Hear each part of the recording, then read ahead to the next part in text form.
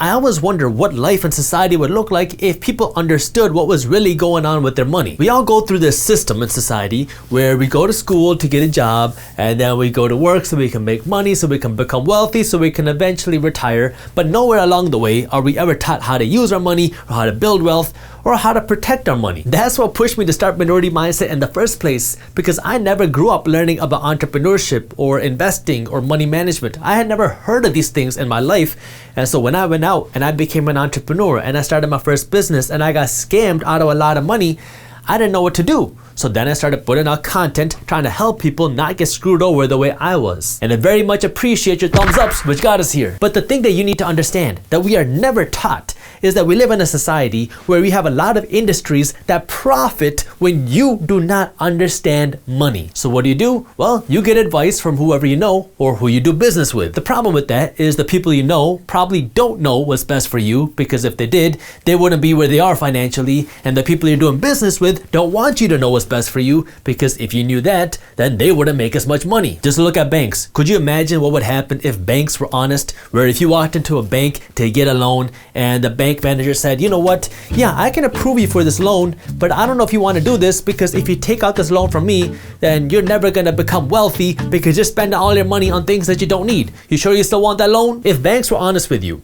and people understood how the banking system works, then first, people would not be taking out all these loans to buy things that they don't need. So people would actually start building their own wealth instead of making all these other people rich and making their banker rich. And you also wouldn't see people keeping all of their money in the bank, so the banks would lose money. Because if people understood how the banking system works, well, they'd be taking their money out of the bank and putting their money in assets, which would make them rich, not their banker rich. Banks are important and they have their place, and you need to understand how to use the bank. But just because they have their place doesn't mean that they should be able to skin you alive financially because you don't know how to use a bank the right way. When people have a banking question or a question about loans or how much money they should take out, they're going to ask their friend who doesn't know anything about money, or they're going to ask the bank, who's going to want you to take out as much money as possible, because that's how the bank makes money. But it's not just banks. Everybody kind of has their own agenda. Insurance companies don't want you to be financially educated, because if you were, then you wouldn't be investing your money with your insurance company. You'd be investing your money yourself,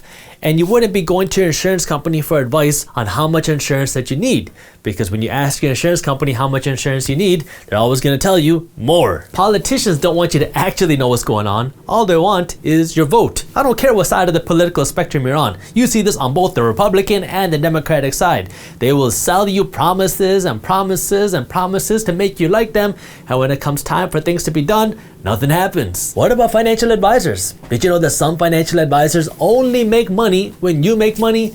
And then you have some other financial advisors, they make money whether you make money or lose money, and they really don't care if you make money because they're gonna get paid either way. When you wanna go out and buy yourself your dream car, who do you ask to see how big of a car that you can afford?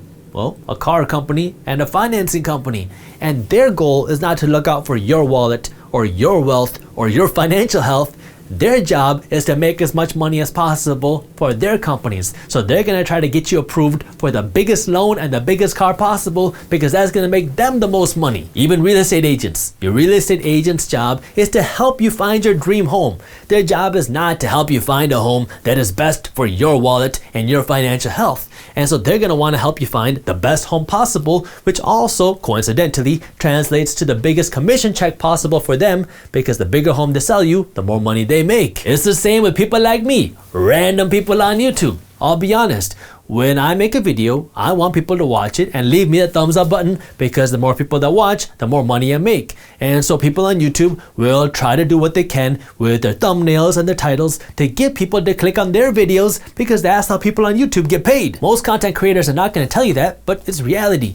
Every content creator out there is working to improve their thumbnails and their titles to get people to click on their videos and their stuff. Now look, you gotta understand what I'm saying here. Does this mean that all people, YouTubers and real estate agents and car salespeople and insurance people and mortgage agents and everyone else are evil because they're after your business? No, that's absolutely not what I'm saying. You have YouTubers with great intentions. You have real estate agents that are very helpful. I am a real estate agent myself, and I know a lot of very good real estate agents. You have car salespeople that are nice. You have great insurance insurance people, you have great mortgage people. There are great people in every industry, but you gotta understand what's best for you, because not everybody is looking out for your financial interest. And when we don't know how to do something, because we're never taught about money, we're never taught about financial education growing up, where do we go? Well, we go to the people that we know who don't know what we should be doing with our money, or now we go to the people that we're doing business with, but these people are also looking out for their wallets. So if I diagram this out for you, over here, you have all these people and all these businesses and all these industries that want your business. So you have banks, you have car people, you have insurance people, you have real estate people, you have mortgage people. All of these people want your business. And when you don't have any financial education, what they do is here, they're coming after your business and you have no kind of like filter knowing what's right. And so what happens is you make money and all your money goes out to these people. Now again, that doesn't mean that all these people are evil. All these people are trying to look after their livelihoods and they're just trying to make a living and feed their families too. This is how the world works. This is how our society works. What you need to do is you need to put up a wall right here. This, we're going to call this your FE wall, financial education wall.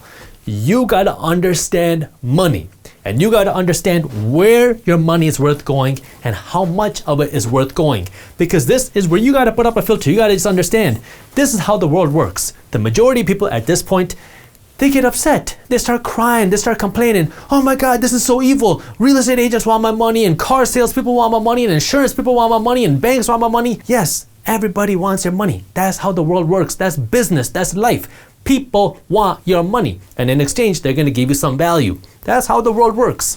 What you need to do is you got to understand who is worth giving your money to, and you got to understand when it's worth giving your money. This is where financial education comes handy. You got to put up this wall here. You got to understand what's going on, because the reality is your insurance company is not going to be honest with you. Your mortgage company is not going to be honest with you.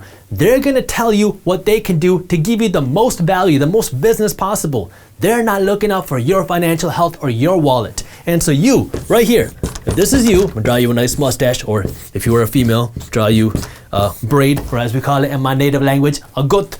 You gotta know what's best for your wallet and you have to protect this. And the way you protect it is with this financial education shield. You gotta understand how money works, and you are not going to learn this in school, and you're not going to learn how to protect your money from the bank by going to the bank and asking them how you should protect your money. You can probably tell I'm a little bit passionate about this, but the real issue here is this is what's keeping so many people broke, is keeping so many people relying on other people like the government to take care of them, and nobody can live their life financially free because they don't have this barrier. They don't have this financial education, and so now they're drowning in debt. They have no money left for themselves because all their money is going out because they don't understand how to protect their money. This really starts with the tiniest things. Like I was helping my grandma out with some stuff and she was showing me some of her bank statements and she doesn't speak English. And I'm looking at her Bank of America bank statements and I'm seeing that every single month Bank of America is taking $15 out of her account. And I asked her, what is this? And she was like, I don't know. So I called the Bank of America and they said it's a maintenance fee. I said, a maintenance fee for what? They said it's a maintenance fee to manage her checking account. And I was like, you gotta be crazy. $15 to manage a checking account when I can just go to the bank down the street and pay $0 for a maintenance fee. From there, it starts to stem into things a whole lot bigger. When you're 18, if you don't have a lot of guidance, what do? Well, you go to college because that's what everyone else does. And if you don't have rich parents who are going to pay for your college, well, now you're going to sign your life away with student loans because you don't realize how much $50,000 worth of student loans are when you sign the papers. But as soon as you leave college, that's when you get slapped in the face with payments because now you have to pay back all this money that you borrowed plus interest. And then probably worst of all is when people are trying to do the right thing and they try to do what's financially smart and they go out and they find themselves a financial advisor, but they don't know the difference between some financial advisors and others, and now they have their money with a financial advisor that's charging them huge fees that has no incentive to make you any money, because whether you make money or lose money, they make the same amount of money, and so they have no incentive to make you any money. Sure, on paper it says that they have to look out for your best interest, but really, do they have to? Because whether or not they make you money, they're still getting paid. This is where financial education is so important, because we get brainwashed into thinking that this is normal. That's just society. That's just how the system works, because that's how it always worked.